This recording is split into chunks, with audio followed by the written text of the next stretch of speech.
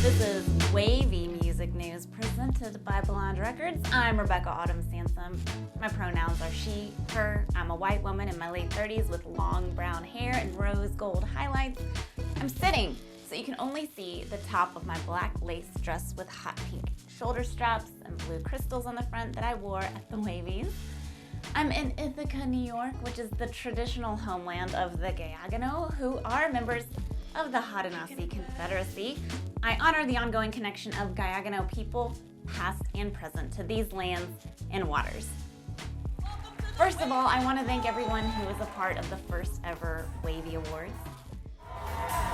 And the Mayor's Office is excited to sponsor this event because it mirrors our own commitment to inclusivity and diversity. We'll be describing ourselves for our VIPs tonight, our visually impaired persons. I am wearing A crazy samurai hairdo. Giant platform boots. Pokemon and Teenage Mutant Ninja Turtles bling. I am wearing a look of like fear as well. I almost wear the same thing. We did it! And it was such a success that we rebranded the news. What do you think?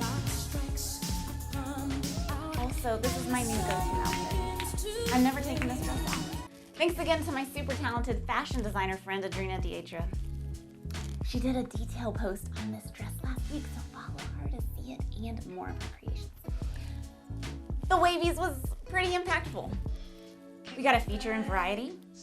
Almost 1,000 people watched it live, and now nearly 7,000 people have seen it. We're even collaborating with A2IM on ways to make the Libera Awards more accessible this year. We're stoked to be working with Xin Rui and have her here to tell you more about what's wavy at A2IM.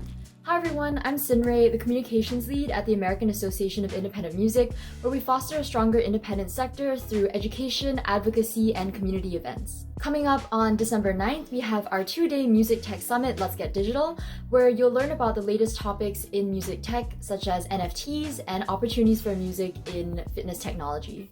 You'll also have the opportunity to network with other members of the independent community, and this event is open to non-A2IM members as well, so head to a2im.org for more information and for tickets. Also coming up on December 6th is the deadline for submissions to our annual A2IM Libera Awards, which happens each June. The Libera Award celebrates the achievements of the independent community, and this year we're really excited to have new categories such as Best Heavy Record, Best Pop Record, Best Dance Record, and also Self-Release Record of the Year, which is for all the artists out there who are releasing music without the support of a label. Submissions are open to all, including non-A2IM members, so to learn more and to submit your record, go to liberaawards.com. Thanks, Sin. Who's up for a wavy history lesson? Great, my audience of house rabbits is a go. In what Rolling Stone called rock and roll's worst day. On December 6, 1969, what was supposed to be the Woodstock of the West, the Altmont Free Concert, devolved into mayhem and murder. The Grateful Dead organized the event, but didn't even get to play. They may have actually played themselves, as it was Garcia himself who had the not-so-brill idea to put Hell's Angels in charge of security, paying them the equivalent of $3,000. Wait for it, in beer, which they started drinking immediately. Picture a low stage at the bottom of a sloping hill with a typical crowd pushing to the front because of physics, and Hell's Angels with a stockpile of beer cans at the ready, already drunk and getting drunker. Obviously, they start throwing missile beer cans at people in the crowd. The crowd gets increasingly upset, because of all the unwarranted violence. Please note, there were approximately 300,000 people there. So when Meredith Curly Hunter, aka Murdoch, an 18-year-old student with a big afro and a lime green suit, jumped on top of a speaker box in the middle of Mick Jagger's set, the tone was well set for murder. And that's exactly what happened. He was stabbed to death, and there was way more detail in the documentary Give Me Shelter, but the point is that it totally could have been prevented, and Mick Jagger says he didn't know murder was happening while playing, and I don't think he was responsible for setting the tone.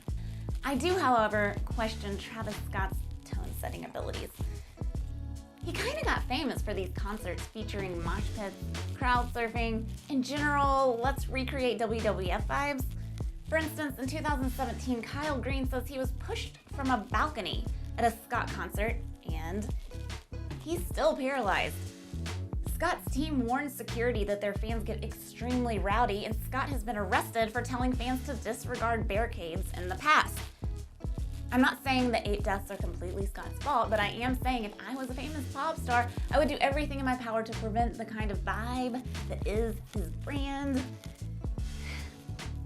To conclude and bring it back to what we can learn from the past, one of the things that changed in lieu of Altmont was limiting concerts at that raceway to just 3,000 people. Travis Scott had 50,000 people at his festival. Security wasn't competent at Altamont, and with our low-wage labor shortage, plus the fact that we're still in a pandemic, IMHO, we shouldn't be putting on concerts this big yet. It's clearly not safe. From the AP, experts who have studied deaths caused by crowd surges say they are often a result of too many people packed into too small a space. Would love to hear what you think in the comments.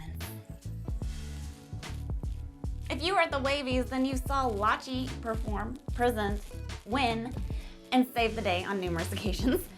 Now our new bestie has introduced us to Precious Perez, who is our featured artist this week.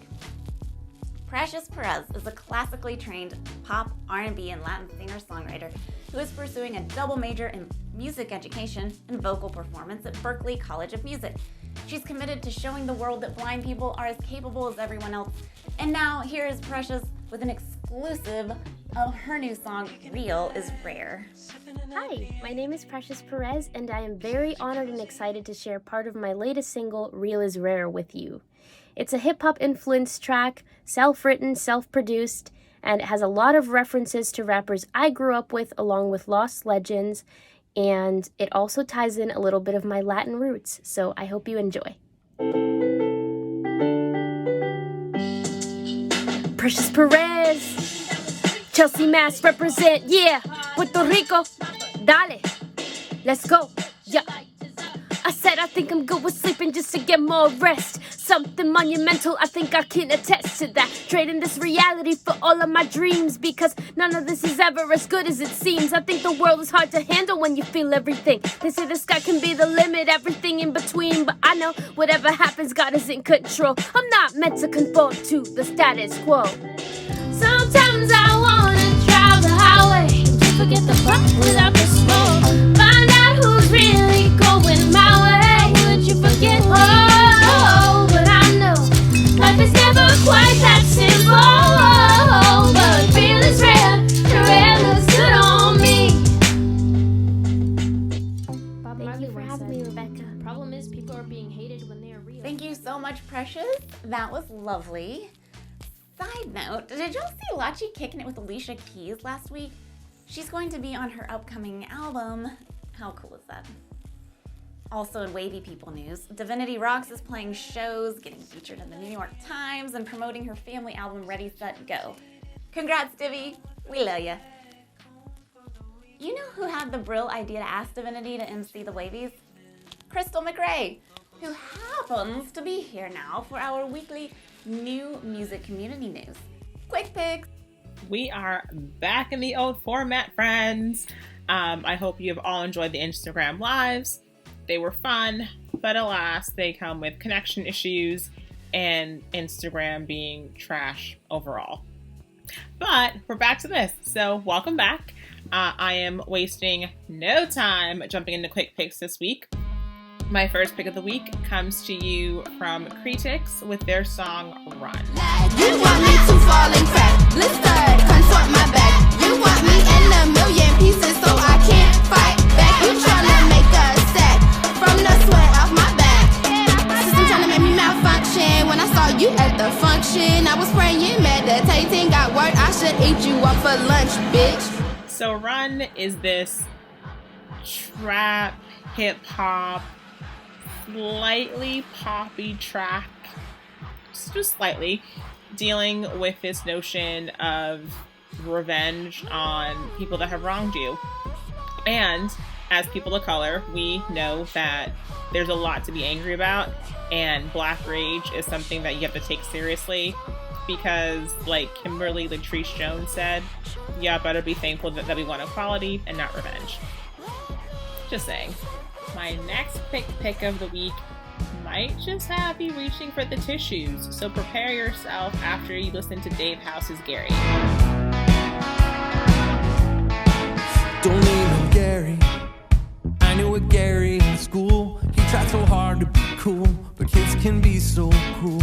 When I knew Gary, he liked to climb in trees, but we were high over bees. We stung him mercilessly. Poor little Gary, you could see it when we would sting. He'd spin on his broken wing. Kids say the damnedest things. When I knew Gary, he'd beat on his brother's face under that old staircase just to give him a taste. Hurt people, hurt people. I hope you don't hurt anymore. I'm hoping you kept your heart open like a Christmas Eve soup kitchen door. The song is a beautifully composed folk track dealing with bullying, but this time actually told through the eyes of the bully and how they feel bad about their actions. And for those of us who have been bullied as kids or teens or whatever, we all know the effects that bullying can have mentally, physically, and emotionally on you. So, hopefully, people listen to the song and actually approach these things with a lot more empathy and grace, because it's definitely needed. And my final quick pick of the week belongs to North Carolina hardcore outfit This Is Your God, with their new single and music video for If You Think This Song Is About You. It probably is.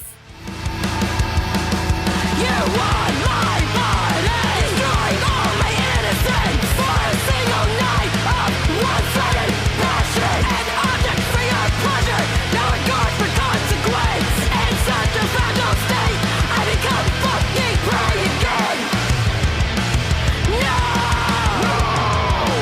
You can't have me! No! You won't take me! The sweet poison in my system, under the influence and intoxication. The spirits come out to play. We dance together under strobe lights, watching. Story-eyed!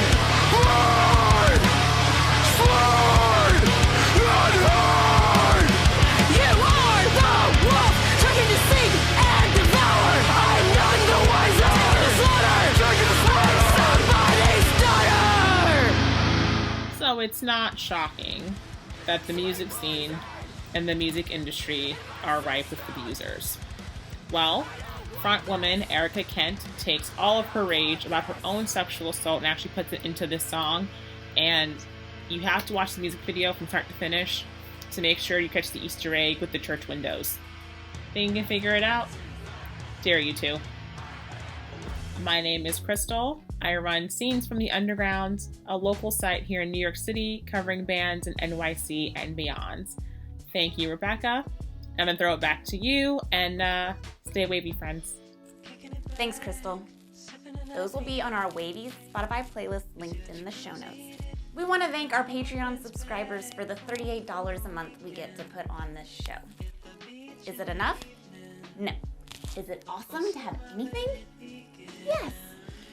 If you think the music news or the Wavys provide value to your life, please consider subscribing for just $12 a year. In the meantime, subscribe to our newsletter at thewavys.org to keep up with what we're doing, and as always, stay wavy, baby.